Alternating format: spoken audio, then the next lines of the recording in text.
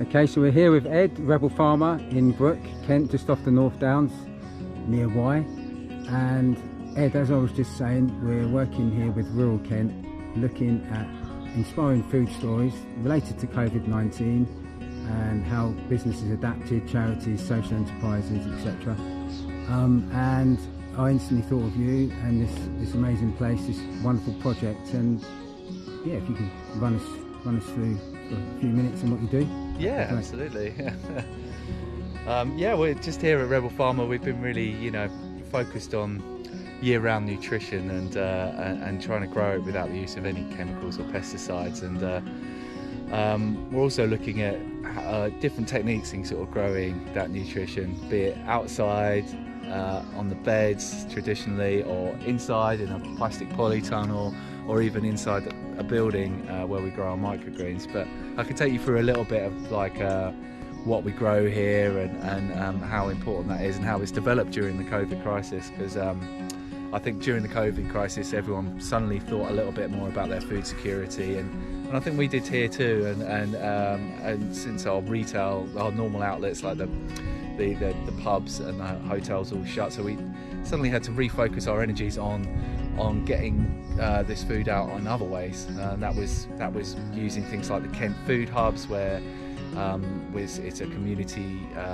backed operation to try and bring together lots of local producers, and we sold plants and vegetables online during the COVID times through that, and that was very popular. There was a big boost to the Kent food hubs during that time, because there wasn't much food around basically, and people wanted to make sure they had access to good stuff. So yeah, that really developed into an idea around the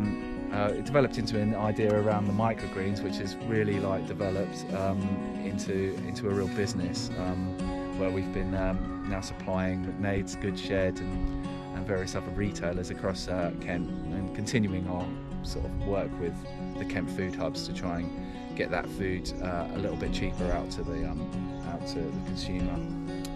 But I can take you through the polytunnel. Come with me and I'll show you some of the things that we produce. We're really keen on sharing our knowledge here, and we've got lots of different ways of growing, different varieties growing, in order to try and really focus on what you can grow here in Kent year round. The polytunnel very much helps. There's a few plants here that have actually been here. The kale plants over here have been here since August last year, and they're still thriving. But a lot of the other stuff is come in now. We're here in at the end of May, and finally the bad weather's behind us, and we've got a real sort of eruption of growth. We've got our tomatoes down here, which is one of my specialities, and this tunnel until this year has very much been a tomato tunnel, and we've been really concentrating on getting that really nice, juicy, nutritious tomato. We found that sort of purple tomatoes have got extra nutrients and things that other tomatoes haven't, and they have a different taste and texture structure, which is very interesting. And something I do concentrate on is some of these purple varieties. I do a lot of purple lettuce here as well. These are all our different heirloom lettuce varieties that we grow at the moment. It will get too hot for them in here fairly shortly, and we'll be growing them outside, but it's just giving that little boost at this early time of the season, is to get the lettuce started in here, and then as we go through we can show you a little bit of what else we're doing. So we've moved tomatoes into a brand new polytunnel that we've built this year, which I can show you here. Built by myself. Fantastic. Really interested in what you were saying about nutrition as well. So of course, yeah, with the food security issue coming up through COVID-19 pandemic, on the face of it, it might be the most beneficial thing to just get any food to people, and there's a lot of projects that do that, but I'm particularly interested in the nutritional side of what you, and the educational side of what you do, and how you managed to not only feed people through the pandemic, but make sure they were nourished too. Yeah, absolutely. Well, we sort of took on some volunteers. That was something that was new last year, and facilitating experiences in learning here in exchange for labour, and that's been a real a way to sort of touch the community and get them inspired about the nutritional value of food grown in these sort of environments. And we sort of, with the nutrition, we're really like with the microgreens, we've gone that sort of step further to be able to grow them in soil, which is actually not the regular way you grow them, but we've worked out by growing them in a sort of soil medium that we create not only a better shelf life, but we're creating a better product that's got more nutrition, and it's actually, as we're learning more about it, we're learning how easy it is to grow. So we're sort of developing the idea of these sort of grow kits where people can grow them at home, and demonstrations around how they do that using video or on-site demonstrations on how people can grow their own year-round nutrition just using a windowsill. So that's definitely something that we sort of developed during the lockdown, and we thought was very important. Right, yeah. So we're not just talking about getting food out to people, we're looking at nutrition as well. But I want to talk about busting the myth, and I think you may have just touched on this, busting the myth that nutritional means expensive. Yeah. I mean, very much so. That's not always the case. It can be the case, and but I think nutrition should be available to all, and the best way of doing that is to get as many people growing as possible, and inspiring people to do so. And I think with all this food security, like, people are thinking about that more for the first time. A lot of people started growing during lockdown, and I'm hoping that some of the things that those people have learned are carrying on, and they're trying again this year. But we'll wait and see. But here at Rebel Farmer, we really are trying to sort of focus on reaching out to the community by just by inspiring people to sort of look and observe what can be grown without the use of any chemicals, how we can encourage biodiversity and sequester carbon at the same time as creating nutritious food, and the more we can share that, and the further it can go, the better, really. So and when you say nutritious in terms of these microgreens, can you give us an idea of how nutritious these are? I think the stats show that the nutritional density is up to 60% more at the age that we crop these seeds. So they're compared to their adult selves, they contain more nutrition when they're just 7 to 10 days old, which is an interesting fact that we can use to sort of show how nutrition can be available to all, and we can grow them ourselves. It's really important. Brilliant. Should we carry on walking? Yeah. Let me show you. We've got one of our volunteers here at the moment. This is lovely Jess. She's helping put some seeds out. Hi, Jess. And we come from Margate, is that right? I have, yeah. Great. We're just doing a little interview with Ed about nutrition and how it relates to the COVID-19 pandemic. Yeah, and facilitating learning experiences. You're learning a lot here, aren't you, about nutrition and how we can grow it ourselves. Yeah. So how did you find out about this project? Sorry, do you mind me filming you first of all? Yeah, Is it's it okay, right? yeah. I found it on the Permaculture Association website because I was looking for permaculture, specifically farms, to learn just how to take it on in my life. Wow, cool. Because eventually I want to not do something on this scale, but live like really sustainably. Yeah. And I've just found Ed really like a great teacher, like a really good example of like how to start literally from the ground up, of just buying a place, having nothing here, but then starting from the ground up with permaculture, which is very much like Brilliant. From the ground up. From the ground up anyway. Yeah. So it kind of makes, it's really So inspiring. is the ambition for you to take something similar on a smaller scale back to Margate, or just in your own I'm garden not sure. or something? Yeah, Right. I don't have soil at the moment. I have decking, so I can plant a few things and volunteer here. But it's just the knowledge to take forward to the future, because it is like an amazing way to live. especially because it's not as much effort as gardening and breaking your back. It's like really, it's just symbiotic. Yeah. Brilliant. Thanks so much for your time. Yeah, you're welcome. Yeah, the permaculture thing is actually something to chat about, because there's a permaculture is essentially an ethical design process where you take into account the many different aspects of ethics in how you design a process to grow, in particular, but you can apply it to all aspects of life essentially.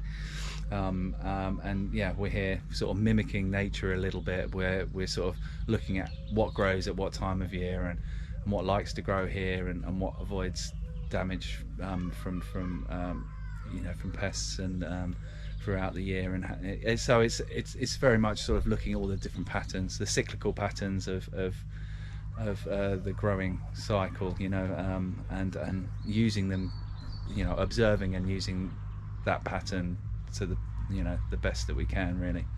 And yeah, in here is a bit more of a formal way of growing, but also using a lot of permaculture methods. We've got lots of tomatoes in here, which is really going to help make it sustainably viable, economically viable this year, is to sell sort of good cash crops like these. These are all sort of heirloom varieties of tomato. We've got about 24 varieties, I think. There might be 20. There's a few more in the upper polytunnel, so maybe up to 30 varieties. But we're growing them in a method that's really non-destructive. So this local waste products on the ground here. We've got local pig mark that's very nice old vintage pig mark that's put on top of the ground to sort of feed the plants throughout the season. This is mushroom compost in between the rows. Not only does it look nice, but it's actually going to inoculate the ground with the fungal elements that will sort of hopefully interact and create beneficial partnerships under the soil and keep feeding the soil. And we're very, very about soil here. It's creating soil. Engineering compost is very, very important to regenerating the land and sequestering carbon, and we're sort of just looking at all those different techniques here in order to sort of learn more about how we can encourage biodiversity and build the soil over time. So addressing climate change is very much at the centre of your project as well. Absolutely. I think it's trying to find some hope around all of the destruction that we see around us, and it's trying to to take the energy from those sort of negative feelings and put them into a sort of positive way of doing things, where we find a positive solution to every problem. And so the problem is the climate is changing, more erratic weather, we've got too much carbon in the air, so we're just finding ways to put carbon back in the ground, and we're finding ways to cut down on the destructive use of chemicals, petrochemicals, and carbon in the production of food. We need to look at a sort of small farm future that brings together the community under a food-based economy, and move forward with those sort of ideals of relocalization and getting more people into farming, which is a well-being type. It's a well-being. What do you call it? Thing to do. Yeah, it's good for you. It's good for your mental well-being, just being outside and working with the plants and the soil, and there's lots of benefits. So do you think what you're doing here could be replicated in other parts of the country? I mean, is there a network of rebel farmers, as it were? Yeah, there's a lot of people that are probably looking at the terms like regenerative agriculture and permaculture, as discussed with Jess, as sort of as guidelines in ways to grow. Soil's different wherever you go. You can be on the north side or the south side of a slope. You could be somewhere where it floods. So every place is different, but the design process is always the same. Just taking the idea of making it as ethical as possible and creating that design around non-destructive techniques. So it very much depends on site to site, but yes, this can be that idea can be replicated throughout the country and the world. So what we're looking at through this project is ideas that could be replicated, and I know that obviously you're a social entrepreneur, and in true entrepreneur fashion, there is a way to make money out of a project like this, and it's not always the obvious stuff. So talk briefly about I'm looking at some what's that, heritage wheat, but also a teepee that's just behind it. Should we move Absolutely. over there? Let's go and have a look at that, because it's been an interesting development over the last year. During lockdown, with my wife not going up to London each day, we had the time to develop the Rebel Farmer teepee site here, which is a glamp site essentially, and it sort of made the economics work around the idea of a small farm.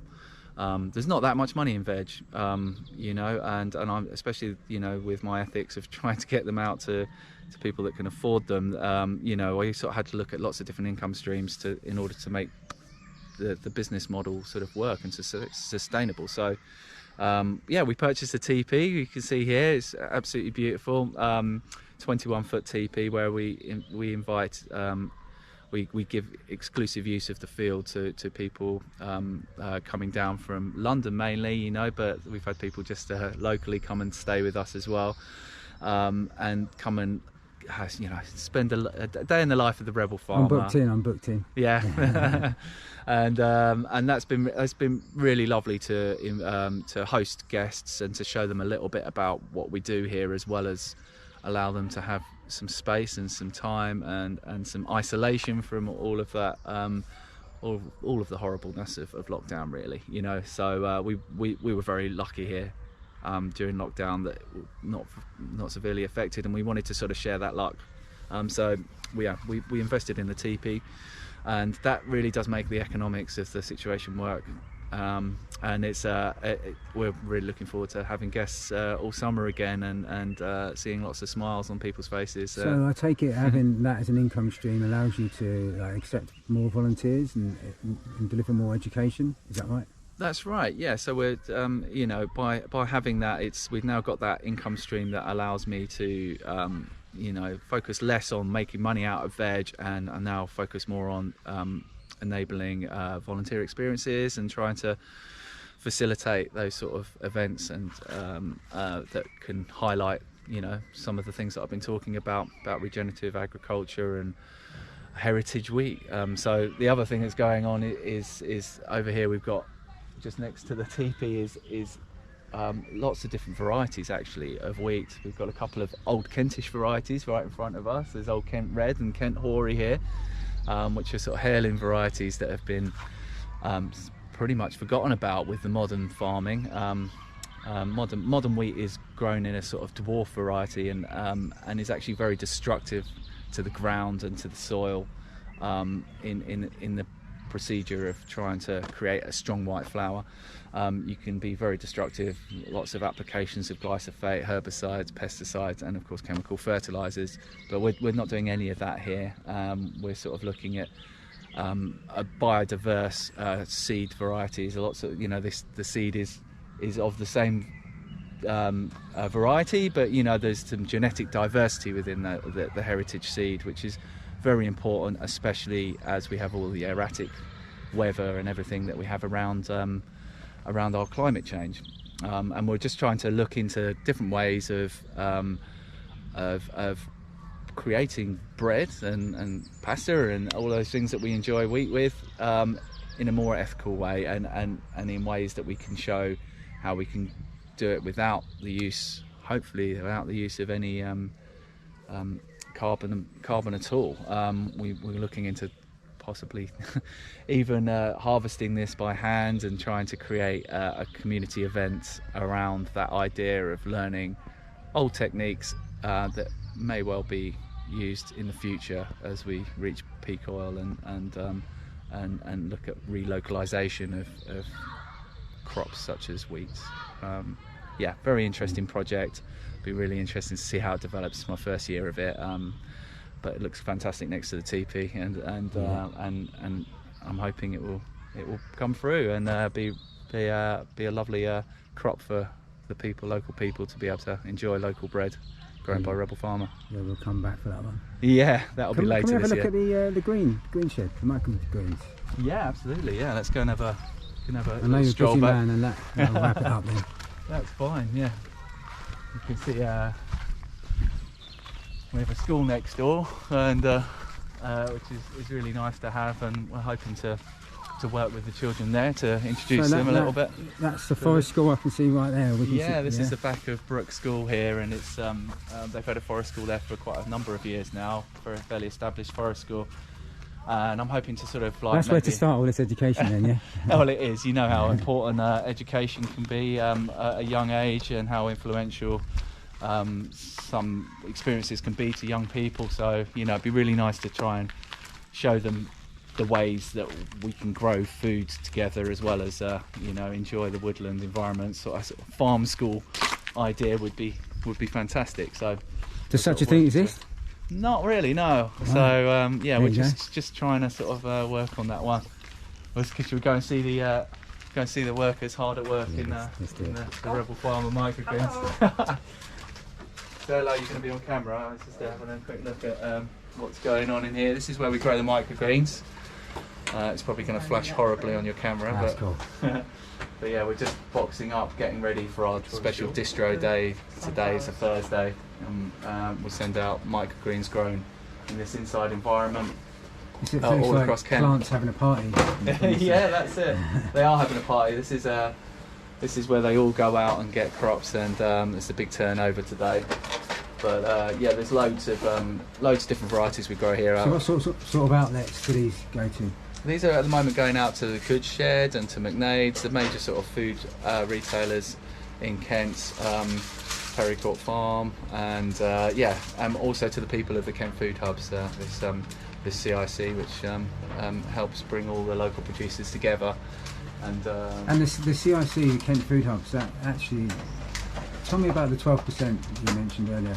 Yeah, so a normal retailer will take about 30%, you know, Good Shed and McNaid's will put about 30% on that, a markup on what we charge for our microgreens boxes. But Kent Food Hubs, they're able to, because they're non-corporate, able to keep those costs to a minimum, and it's right down at sort of 12%. So, you know, I think 10% of that goes to the Kent Food Hub CIC to enable them to be able to pack and sort and administer the whole thing, but that other 2% goes into another CIC, which is the Open Food Network, which is a free open source software that allows people to order food online. Very, very world renowned already, and it's only building year on year. So it was really nice to be and proud to be part of that sort of movement towards non-corporate food production and distribution. Yeah. Brilliant. And how do you think this can eventually address poverty, getting away from this myth of nutritional food being expensive? Because if people go and buy this in the Goods Shed, let's face it, it's going to be expensive. Yeah. There's ways that you can. So we could look for potential funders where your time could be paid for, but you're actually educating people on how to get that 60% additional nutrition. Yeah. This film will be used for that, for those ends. You know, it'll be trying to get people to take notice of what you're doing and invest in it. Well, yeah, absolutely. I think you know, I think that's education again. It's like if we feed that money into educating people about the benefits of growing in different ways like this, different techniques of growing inside and outside, and how just working like that can be beneficial. You can do this in any kitchen, yeah. You can, really. You can do this on it looks a bit flashy in here, but it's actually something that you can do at home on any kitchen windowsill. You don't even need outside space in order to grow these microgreens. So, you know, if we can teach people how to do that, provide them with the seeds and the know-how, then, you know, it's totally possible that we can encourage people to start growing their own nutrition and not think that it's unreachable. You know, I think it's all about the price of the seed at the moment. That's one of the main inputs actually here is the price of the seed. So if we can find some way of getting that subsidised, and then that would probably create all that was necessary in order for people to be able to grow it themselves. Fantastic. That's what we're looking for. Yeah. Thanks for your time, Ed. No worries. Anything else you want to show us? Or I think we... probably covered it, have we? I think we're there, aren't we? Yeah. It's been lovely showing you around.